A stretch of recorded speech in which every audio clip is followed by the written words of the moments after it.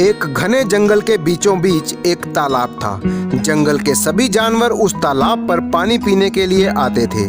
ये तालाब उस जंगल में इकलौता पानी का सोर्स था, इसीलिए सभी जानवर अपनी प्यास बुझाने के लिए उसी तालाब पर डिपेंड थे। उस तालाब में मेंढकों का एक झुंड भी रहता था। मेंढकों ने तालाब में अपनी एक पूरी दुनिया बसा रखी थी। मेंढक उसी तालाब में पलने वाले कीड़े मकोड़ों को खाते और वहीं पर दिन रात टर्र टर्र करते रहते थे। मेंढकों के टर्र टर्र के शोर से जंगल के दूसरे जानवर बहुत ही परेशान थे।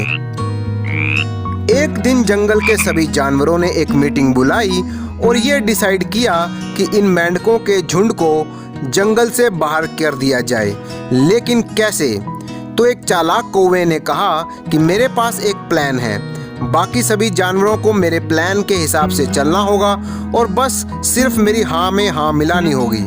सभी जानवर मान गए और सभी जानवर पहुंचे तालाब के किनारे और कौवे ने आगे बढ़कर मेंढकों के सरदार को बुलाया और कहा कि तुम मेंढक दिन रात इस तालाब में टर्र टर्र करते रहते हो। टर्र टर्र करने के अलावा तुम्हारे अंदर कोई भी गुण नहीं है और ना ही तुम में से कोई भी मेंढक कोई खास टैलेंटेड है, इसीलिए तुम्हें जंगल को छोड़कर जाना होगा।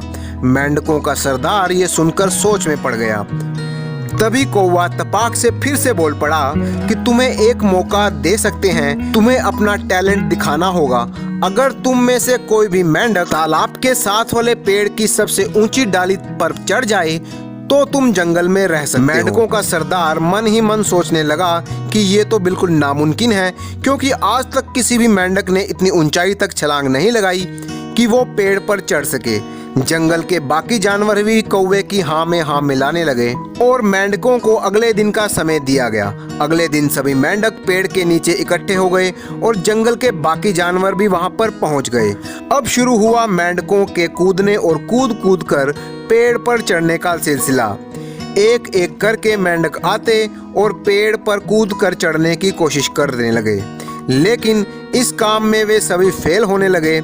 अगर कोई मेंढक पेड़ की एक डाल तक पहुंच भी जाता तो चालाक कौवा जोर जोर से चिल्लाने लगता, अरे मेंढक रहने दे, ये तुमसे नहीं हो पाएगा, ये तुम्हारे बस की बात नहीं है, क्योंकि जो आज तक मेंढक नहीं कर पाया वो तुम कहां से कर लोगे। जंगल के बाकी जानवर भी कौवे की ये बात पीछे पीछे दोहराने लगते। ये सभी नेगेटिव बातें सुनकर मेंढक घबरा जाते और आगे बढ़ने की बजाय वो नीचे गिर जाते थे। लेकिन एक दूसरे की देखा देखी मेंढक आते गए और चढ़ने की कोशिश करते गए और मेंढकों के गिरने का सिलसिला यूं ही चलता रहा। तभी अचानक से एक मेंढक उछला और पेड़ की पहली डाली से दूसरी डाली और फिर तीसरी डाली पर कूद गया। ये देखते ही कौवा फिर से चिल्लाने लगा, रहने दो मेंढक, ये तेरे बस की बात नहीं है, जो आज तक कोई मेंढक नहीं कर पाया तू कहां से कर लेगा।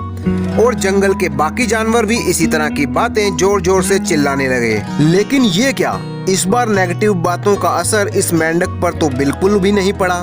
वो तो लगातार पेड़ के ऊपर चढ़ता ही जा रहा था। सभी जानवर ये देखकर हैरान थे, यहाँ तक कि मेंढकों का सरदार और बाकी सभी मेंढक भी सोच में पड़ गए और कुछ ही मिनटों में वो मेंढक पेड़ की सबसे ऊंची डाली पर पहुंच चुका था।